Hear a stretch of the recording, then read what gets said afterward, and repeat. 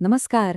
आपल्याला कधी प्रश्न पडलाय का की सरकार लोकांचं ऐकतंय, पारदर्शक आहे, हे नक्की कसं ठरतं? आज आपण सुशासनाच्या अशाच काही शक्तिशाली साधनांबद्दल बोलणार आहोत. आणि हो, ही फक्त समजून घेण्यासाठी नाहीत, तर तुमच्या 12वीच्या परीक्षेसाठी सुद्धा खूप महत्वाची आहेत.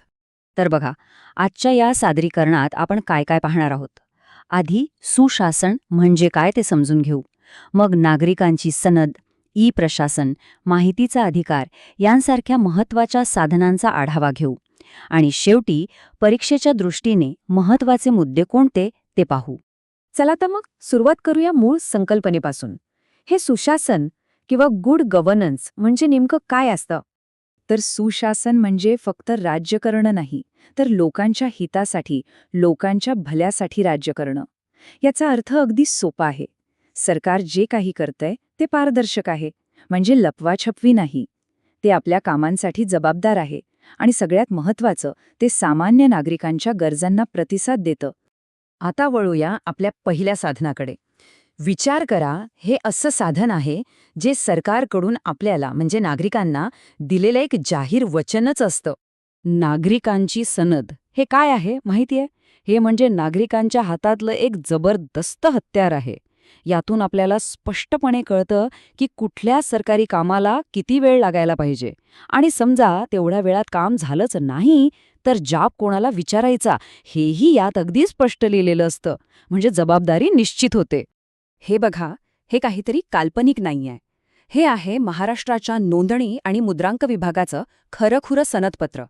यात प्रत्येक सेवेसाठी किती वेळ लागेल हे स्पष्टपणे लिहिलेलं आहे.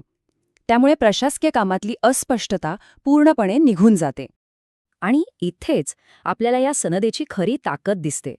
उदाहरण बघा, दस्त नोंदणी करायची असेल तर त्यासाठी फक्त 30 मिनिटांची वेळमर्यादा दिली आहे. विचार करा, यामुळे कामाला किती वेग येत असेल आणि पारदर्शकता किती वाढत असेल. चला, आता पुढच्या साधनाकडे जाऊया. हे साधन तंत्रज्ञानाचा वापर करून सरकारला लोकांच्या अगदी घरातच पोहोचवतं. ते म्हणजे ई प्रशासन. सोप्या भाषेत सांगायचं झालं तर ई प्रशासन म्हणजे सरकारी कामं ऑनलाईन करणं. यामुळे काय होतं तर रांगेत उभं राहायची गरज नाही, घर बसल्या अर्ज करता येतो, माहिती मिळवता येते. संपूर्ण प्रक्रिया एकदम वेगवान आणि पारदर्शक बनते. इथे बघा, पुस्तकातली संकल्पना आणि तिचं प्रत्यक्षातलं उदाहरण. डावीकडे पुस्तकातली माहिती आहे आणि उजवीकडे आहे सारथी पोर्टल. आपल्यापैकी अनेकांनी ड्रायव्हिंग लायसन्ससाठी नक्कीच वापरलं असेल. हेच तर आहे ई प्रशासन. पण ई प्रशासनाचं यश फक्त टेक्नॉलॉजीवर अवलंबून नाहीये. ते या 6 महत्त्वाच्या स्तंभांवर म्हणजे पिलर्सवर उभं आहे. यशस्वी ई प्रशासनासाठी हे 6 स्तंभ खूपच महत्वाचे आहेत. म्हणजे योग्य कायदे आणि धोरणं बनवण्यापासून ते पैसे आणि आवश्यक इन्फ्रास्ट्रक्चर उभं करण्यापर्यंत प्रत्येक घटक या प्रणालीला मजबूत बनवतो. आता आपण 2 अशा जबरदस्त साधनांबद्दल बोलणार आहोत जी थेट नागरिकांनाच अधिकार देतात. एक आहे माहितीचा अधिकार आणि दुसरं म्हणजे नागरिकांचा सहभाग. माहितीचा अधिकार म्हणजे RTI. सरकारी कामकाजात पारदर्शकता आणण्यासाठी हे एक अत्यंत प्रभावी साधन आहे. यामुळेच सामान्य नागरिकांना सरकारला प्रश्न विचारण्याचा आणि त्यांच्याकडून माहिती मिळवण्याचा कायदेशीर हक्क मिळाला आहे. आता हे वर्ष हे तर अगदी लक्षातच ठेवायचं आहे. 2005 याच वर्षी माहितीचा अधिकार कायदा म्हणजे RTI ॲक्ट भारतात लागू झाला आणि यामुळे प्रशासकीय कामामध्ये अक्षरशः क्रांती झाली. आता ही एक खूपच इंटरेस्टिंग गोष्ट आहे. नागरिकांचा सहभाग म्हणजे काय? तर लोक फक्त सरकारी योजनांचे लाभार्थी नसतात, तर ते स्वतः निर्णय प्रक्रियेत भाग घेतात.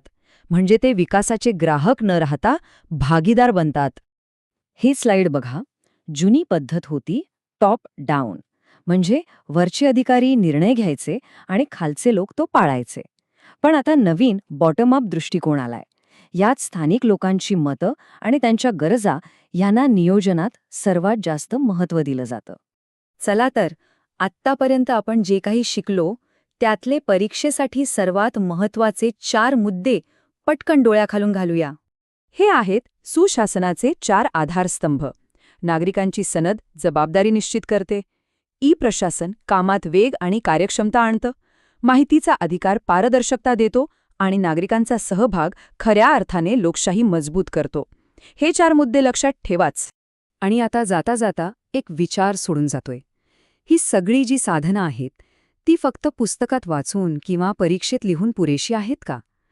की एक जबाबदार नागरिक म्हणून या साधनांचा वापर करून आपण प्रशासनाला आणखी उत्तरदायी बनवू शकतो?